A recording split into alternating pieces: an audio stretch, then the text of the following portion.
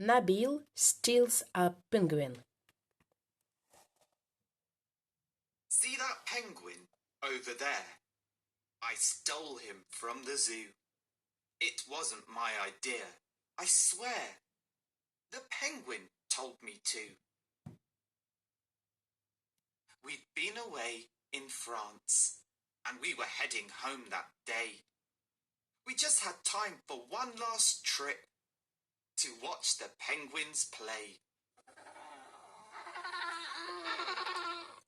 Then that one winked and waddled over, sniffing at the air. He waved his little hat and said, "Bonjour, my name's Pierre."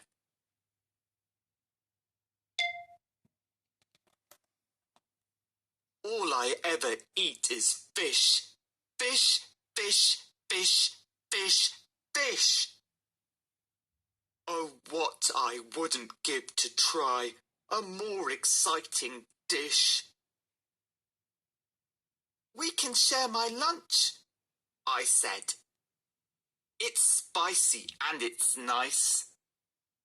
My mum's the best cook ever. Try some biryani rice." He took a little peck, then two, then oop, he ate the rest. "Ooh la la," he cried. "You're right, her cooking is the best." And then the penguin saw my bag.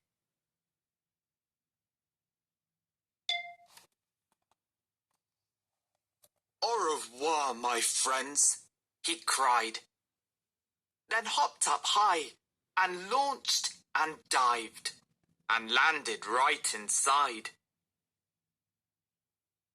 "Time to go, Nabil," said Mum. "Our ferry leaves at 3. "Come on, I'll take your bag," said Dad. "Wait, no," I yelled. "Let me." Phew, they hadn't seen a thing.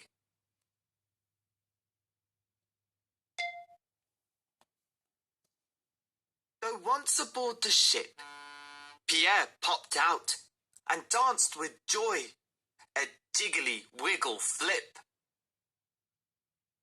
"Oh, look!" a little girl cried out. "A penguin! Peek-a-boo!" Said Dad. "I wonder why she's pointing straight at you." I fretted at the harbour, and I sweated on the bus.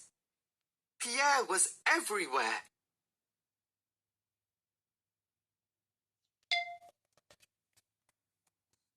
But strangely, no one made a fuss. Back home at last.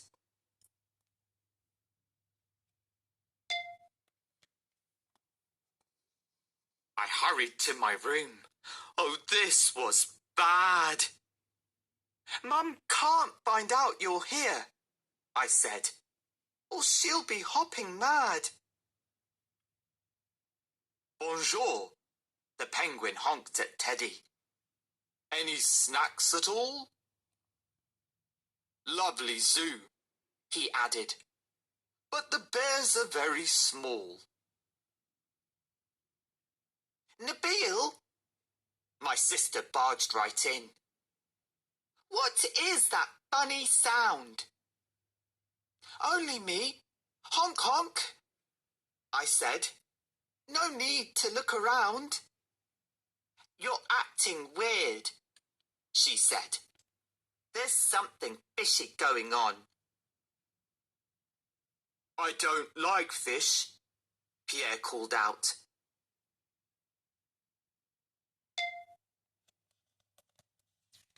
But luckily she'd gone.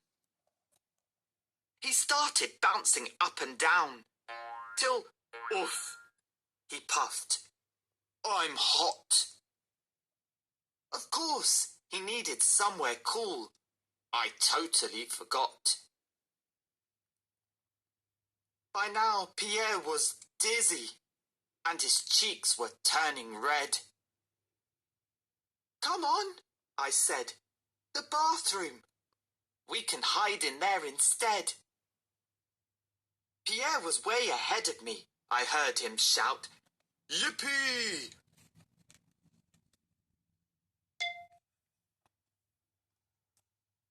A penguin pool, and just the perfect size for you and me. He turned the cold tap all the way and squeezed out Dad's shampoo. He took a sniff. Ooh, strawberry. I'm peckish now, aren't you? Pierre jumped up and with a wink said, Ready, steady, go. And then he launched and dived and splashed. But then we heard, uh-oh, footsteps on the stairs.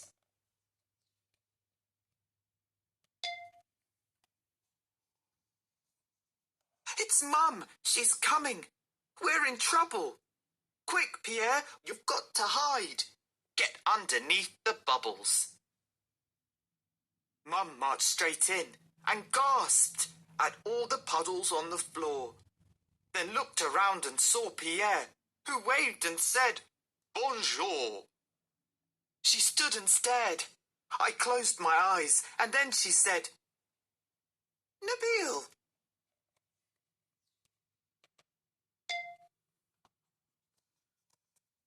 How could you leave our guest up here without a proper meal?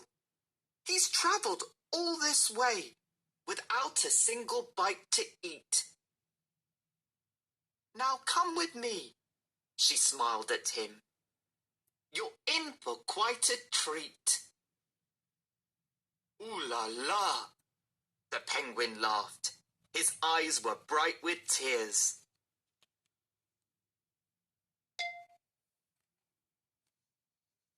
I've never seen a feast like this. Not once in all my years. Wow! We ate, and ate, and ate. And when we asked for more, my mum looked more delighted than she ever had before.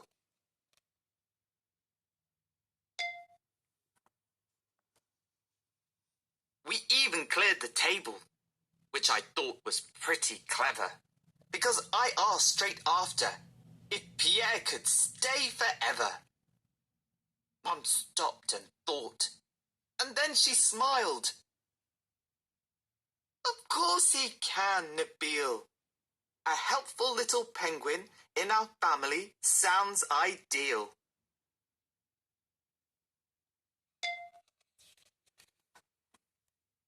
See that penguin over there? He's in the kitchen. Look!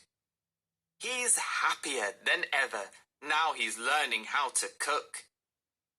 And for my special birthday treat, Pierre said he would make a huge tandoori banquet and a giant chocolate cake.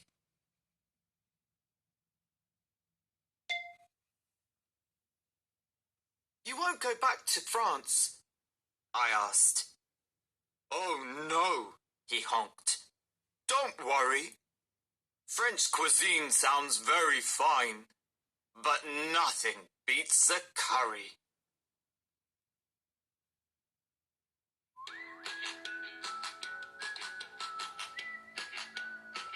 The end.